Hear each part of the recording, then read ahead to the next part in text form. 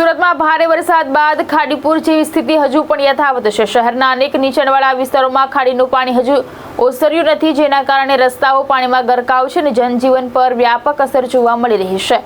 સ્થાનિકો છેલ્લા 24 કલાકથી ઘરોમાં જ રહેવા મજબૂર બન્યા છે। સુરત શહેરમાં પડેલા ભારે વરસાદ બાદ ખાડીઓ ઓવરફ્લો થતા અનેક નીચાણવાળા વિસ્તારોમાં હજુ પણ કેડસમાં પાણી ભરાયેલા છે। ખાડીનું પાણી રસ્તાઓ પર ફરી વળતા આજુબાજુના વિસ્તારોનો વાહન વ્યવહાર સંપૂર્ણપણે પ્રભાવિત થયો છે। અનેક રસ્તાઓ બંધ થઈ જતા લોકો માટે રોજિંદો અવરજવર મુશ્કેલ બની ગયું છે। સ્થાનિક રહેવાસીઓને આવશ્યક કામ માટે પણ કેડસમાં પાણીમાંથી પસાર થવાની ફરજ પડી છે।